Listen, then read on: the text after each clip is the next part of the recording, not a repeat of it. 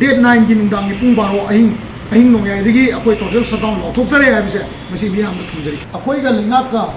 हानि हुम Subna तकनरगा लाखिबा policy programme खरा लेंगाकना तवरकनी एना हाइबा मतमजे कितंग हौजलकपा हाइतारे मतमजे तेंजलकपा लेरक्तबा सिनी लेंगाकना तौदे हाइबनि नते ममांगी चीफ मिनिस्टर लेरिंगेदा 22 दा पॉपुलेशन कमीशन की लौगिबा 23 दा एनआरसी इम्प्लीमेंट तौनबा लौगिबा 24 दा अमुकना एनआरसी इम्प्लीमेंट तौगनी नत्रगा अपडेट तौगनी है पोचे रिफॉर्म तौगिबसे ममांगदा अखोइगी असेंबली नदी लौरगा एग्जीक्यूटिव ना मपुंग फाना पांथोकपा ngamgidabasigi matangda अखोइना गवर्नर उनबा मतम अदुदगी चीफ मिनिस्टर उनबा अमदी होम मिनिस्टर उनबा मतमदा एग्जीक्यूटिव ना कमाइना मसी फंक्शन जे एदी मियाम पेनबा गतंग रिजोल्यूशन लौबो नतबा एग्जीक्यूटिव सिना अखोइ स्टेट की एग्जीक्यूटिव सिना कमाइन तौगा थबक जे पांथोगांदा अखोइ मियाम की अपाम से फंगबा ngamgdage हाइबसी अखोइ मतम पुनमक्ता मखोइ गा नैनरगा लापने हाइतारे मणिपुर की होम डिपार्टमेंट ना अखोइदा हाइबसी अगस्त की अहानबा हप्ता हाइबदी नुमित 3 नि हाइतारे अहानबा हप्ता नुमित 3 नि सिगी मनुंगदा मणिपुर मियाम ना पांबा अदुगुंबा सेंसस की ओइबा प्री कंडीशन सिंग हाइबदी सरकार हाइसे सेंसस सी मोइदि दुम नमदना तौगिनी हाइबगी मोंगने दो खोइना तौबा यारोयन हाइसे करम्बा कंडीशन दा तौबा यागदगे करी कंडीशन थमकांदा गवर्नमेंट ऑफ इंडिया गा कोइगा करम्बा ट्राइपार्टाइट एग्रीमेंट नत्रसु गवर्नमेंट ऑफ इंडिया दगी करम्बा गेजेट नत्रगा करम्बा नोटिफिकेशन थोकाना मसी तौबा यागदगे हाइबदो ओपन दा कोइगा खतना तवा मणिपुर मियाम मणिपुर दा लेरिबा इंटेलेक्चुअल सिंग कोइगी डेमोग्राफर सिंग देन अखोइगी मैप कमरी लेनबसिंग अदगी अखोइगी मीडिया एडिटर सिंग मयामसी लोइनमक यावरब मतुंगदा अखोइना मसी खनाबा यानबा अदुगुंबा लीगल प्रोविजन अमा येंगसीना अखोइगा सरकार गा यानगिबनि हाइतारे मसीगी मतुंगिना अखोइना एजिटेशन अमा बाव लौथोक्तना सरकारना करिगुंबा पॉलिसी से तौरब मतमदा सरकार की लेरिबा एग्जीक्यूटिव बॉडी सिना इंप्लीमेंट तौबा याबा फॉर्मूला दा पुथरकनी हाइबगी थाजबसे थमगा अहानबा हप्तागी नुमित 9 फाव ngasi tang 9 अखोइ अगस्त की tang 9 फाव से कोइ नायरगा लापनि होजि फावदा मणिपुर गवर्नमेंट ना मनुंग दमोइ चेलम बेय तौरम बेय अदुबो नोटिफिकेशन अमा वाव सुगुंबा वर्कशॉप नत्रगा सेमिनार अमा मियाम ग पुन्ना फमिनरगा खना नैनगनी हाइबगी सेमिनार अमा फाव तौगनी हाइबगी नोटिफिकेशन अमा वाव फाव सरकार की साइट तगी थोपो उबि हाइतारे चेनमदि चेलम बेय अदु होजि फावदि थोपो उबि अखोइ साइट तगी थमनिजिना 12 लेजिस्लेटिव असेंबली से लाइव नवंबर दिसंबर फेब्रुआरी स्वाइद एक्सपायर होने मसीगी एक्सपायर होइद्रिङै मरक्ता मॉनसून सेशन से फमजु याबा नत्रगा फमद्रजु याबा सेशन अमजु ओयाजे अखोइजु खंगे अदुबो असेंबली एक्सपायर होइद्रिङैदा सेशन अमदि मो सोइद्र फमतन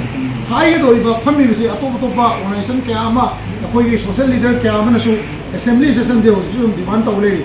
अखोइना थंनिङिजिना असेंबली दा लोवर रिजोल्यूशन जिंगसे एग्जीक्यूटिव बॉडी सिंसिना इंप्लीमेंट तौबगी फॉर्मूला से ओनली होम डिपार्टमेंट ना होम सेक्रेटरी दा चिठी इरगा हेगे मणिपुर की लोयेबा सिगी पोचे लोइदनबा अखोइ गवर्नमेंट ऑफ मणिपुर का वरी सानबा मतमदा वर्कशॉप से तौर मतुंगदा मणिपुर गवर्नमेंट ना मियाम की कमिटी अमा मणिपुर गवर्नमेंट ना कन्वीनर ओइगेरा चेयरमैन ओइगेरा फॉर्म तौबिरकांदा एनआरसी की प्री कंडीशन जिंगसे खनरबा मतुंगदा सेंसस की थबक से हौबा यानबा मियाम ने यारगा हौबा यानबा अदुगुंबा रूम अमा लोमिनसेना अखोइ सरकार का propose तौबनी अदुबो ngasi tangani sure numi 3 ni aise numi 5 ni gata ngaire हाइबा नुमित 5 नि सि लेमौरिबा नुमित 5 नि सिदा अखोइना पांबा लीगल एडवाइजर सिंग असम की एनआरसी कंडक्ट तौबदा फेल होइगिबगी मरम अखोइगी बेजियर दा चयेनबगी मरम फॉरेनर की एक्ट सिंगदा पार्लियामेंट की दरकार लेबा अमेंडमेंट सिंग पुश तौनबा अदुगुंबा एजेंडा सिंगदु हाइबा सेमिनार वर्कशॉप सिदा खनसे अखोइना प्रपोज तौबने गवर्नमेंट हाइबा वर्कशॉप सि नुमित 5 नि गता ngairजबावदा नोटिफिकेशन जे सुम थोलक तबनिना अखोइना सुप्रीम कोर्ट तगी कौगदबा लॉयर सिंग असम दगी कौगदबा लॉयर सिंग से सरकार की वखंदा करम गान कौरगा करम गान तौबनी ना याम लाइन खलीसे कई मरम गिनो हाय को वहां जिमा अखोइ मणिपुर गवर्नमेंट की होम डिपार्टमेंट दा अखोइ मसिमा हमजगे अखोइदा कमिट तौबिबजे हप्ता अमा हायगनी अदुबो सेंसस की हाउस काउंटिंग से अगस्त की मयाई चलपै स्वाइदा आइना खंजबदा 17 अगस्त 18 अगस्त होगदबो रमनी सिगी ममांगदा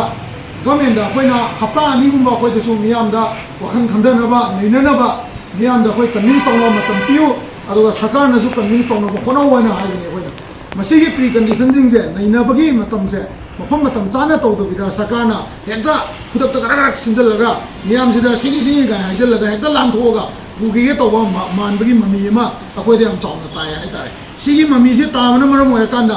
ꯂꯥꯛꯏꯕ ꯇꯥꯡ 9 ꯁꯤꯐꯥꯎꯒꯤ ꯃꯅꯨꯡꯗ ꯀꯩꯒꯨꯝꯕ ꯁꯔꯀꯥꯔꯁꯤꯅ ꯀꯃꯤꯇꯤ ꯑꯃ ꯁꯦꯝꯕꯤꯗꯨꯅ ꯃꯤꯌꯥꯝꯒꯤ ꯃꯤꯐꯝ ꯍꯥꯏꯕꯗꯤ ꯏꯟꯇꯦꯂꯦꯛꯆꯨꯑꯦꯜꯁꯤꯡ ꯂꯣꯒꯤ ꯑꯣꯏꯕ ꯃꯔꯤ ꯂꯩꯅꯕꯁꯤꯡ ꯕꯥꯔ ꯀꯥꯎꯟꯁꯤꯜꯁꯤꯡ ꯑꯃꯗꯤ ꯃꯅꯤꯄꯨꯔꯗ ꯂꯩꯔꯤꯕ ꯗꯦꯃꯣꯒ꯭ꯔꯥꯐꯔ ꯑꯃꯗꯤ ꯃꯔꯤ ꯂꯩꯅꯕ ꯃꯦꯞꯀ ꯃꯔꯤ ꯂꯩꯅꯕꯁꯤꯡ ꯑꯗꯨꯒ ꯍꯥꯟꯅ ꯂꯥꯏꯔꯤꯛ ꯏꯕ ꯑꯏꯕꯁꯤꯡ ꯁꯤꯒ ꯃꯔꯤ ꯂꯩꯅꯕꯗ ꯂꯩꯔꯤꯕꯁꯤꯡꯁꯦ ꯀꯧꯔꯒ ꯄ꯭ꯔꯤ ꯀꯟꯗꯤꯁꯟꯁꯦ ꯈꯟꯅꯔꯒ ꯄ꯭ꯔꯤ ꯀꯟꯗꯤꯁꯟ ꯁꯦꯠ ꯇꯧꯕ ꯉꯝꯗꯕ ꯇꯥꯔꯒꯗꯤ ꯂꯥꯛꯏꯕ ꯇꯥꯡ 9ꯒꯤ ꯅꯨꯡꯗꯥꯡ ꯑꯍꯤꯡꯒꯤ ꯅꯣꯡꯌꯥꯏ ꯄꯨꯡ 12ꯗꯒꯤ ꯑꯩꯈꯣꯏ 14 CSOꯅ ꯇꯥꯡ 9 ꯑꯥꯒꯁꯀꯤ ꯑꯍꯤꯡꯗꯒꯤ ꯇꯣꯇꯦꯜ ꯁꯠꯗꯥꯎꯟ ꯑꯃ ꯑꯩꯈꯣꯏ ꯂꯧꯊꯣꯛꯆꯔꯦ ꯍꯥꯏꯕꯁꯦ ꯍꯧꯖꯤꯛ ꯑꯩꯈꯣꯏ ꯁꯤꯒꯤ ꯃꯤꯐꯝꯁꯤꯗ ꯑꯩꯈꯣꯏ ꯑꯣꯄꯟ ꯑꯣꯏꯅ ꯃꯌꯥꯝꯗ ꯊꯝꯖꯔꯤ ꯑꯩꯈꯣꯏꯅ ꯂꯧꯊꯣꯛꯇꯧꯔꯤꯕ ꯁꯠꯗꯥꯎꯟꯁꯤ ꯀꯔꯤꯒꯨꯝꯕ ꯃꯅꯤꯄꯨꯔ ꯒꯣꯔꯃꯦꯟꯅ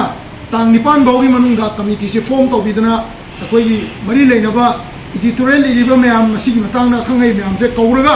CSO सिंग पुन्ना कौरकांदा फमिनरगा तोंगान तोंगान कम्युनिटी की से कुकी की बुहाइरो नागा की बुहाइरो लापया दबना वीडियो कॉन्फ्रेंस लापया बना उडरगा फमगा अमदी लानिंगदब सिंगना माई मागी लीगल ओइबा प्रोविजन दो हेंग सरकारना NRC अपडेट तौना बहोना पुदा